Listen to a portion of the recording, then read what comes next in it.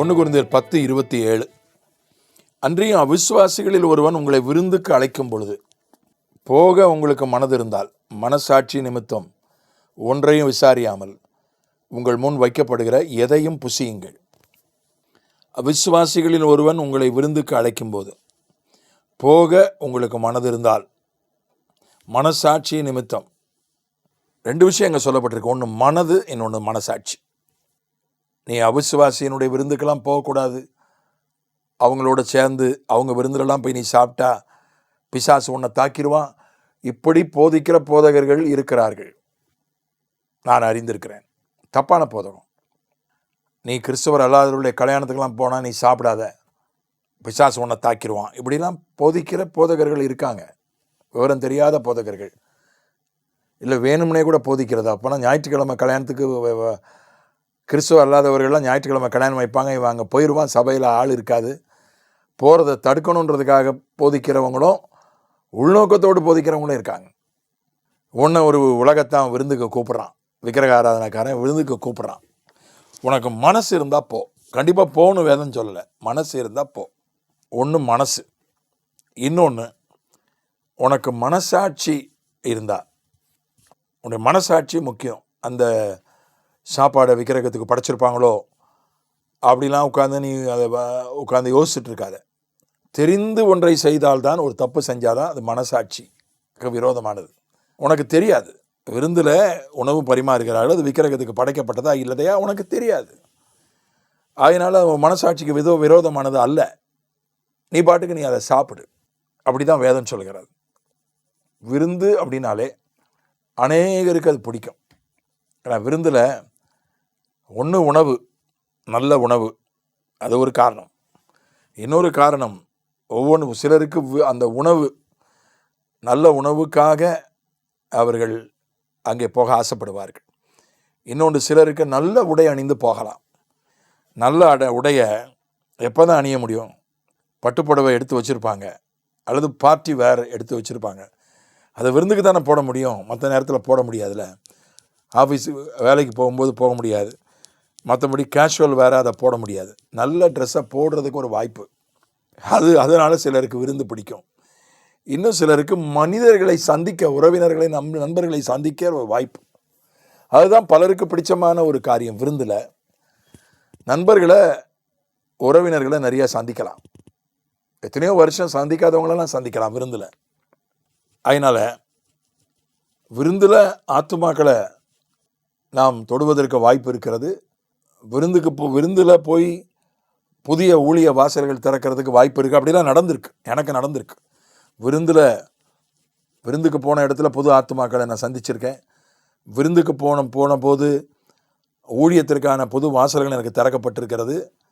என் அனுபவத்தில் அது நடந்திருக்கு. ஆனால் அதனால் விருந்து அப்படின்னாலே அது போஜன பிரியனாக இருந்தாலும் கழுத்தில் கத்தியை வைன்னு சொல்லப்பட்டிருக்கு. நீ உணவுக்கு அடிமை ஆகிறாத அப்படின்னு சொல்லப்பட்டிருக்கு. நல்லா சாப்பிடு. வேத புஸ்தகம் நல்லா சாப்பிட சொல்லுது. நல்லா சாப்பிடு, ஆனால் அதுக்கு அடிமை ஆகிறாத. வெறிக்க உண்ணாதே, பலப்பட உண்ணு என்று வேதம் சொல்லுகிறது.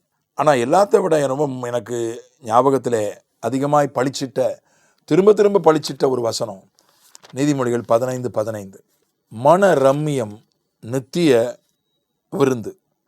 அது 2வது பாகம்தான். முதல் பாகம், அந்த வசனத்தினுடைய முதல் பாகம், சிறுமைப்பட்டவனுடைய நாட்களெல்லாம் தீங்கு உள்ளவைகள், மன ரம்மியமோ நித்திய விருந்து. அதாவது சிறுமைப்பட்டிருக்கிறான் ஒருத்தன், அவனுக்கு எல்லா நன்மையே, ஒரு நாள் கூட நன்மையே இல்லை அந்த சிறுமைப்பட்டு இருக்கிற வரைக்கும்.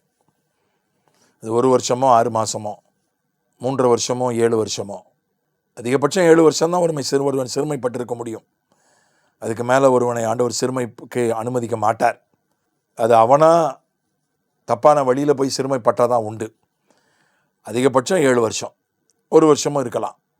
அந்த சிறுமைப்பட்டவன், அந்த சிறுமையின் காலம் முழுசுமே அவனுக்கு நன்மையான காலமாக இருக்காது.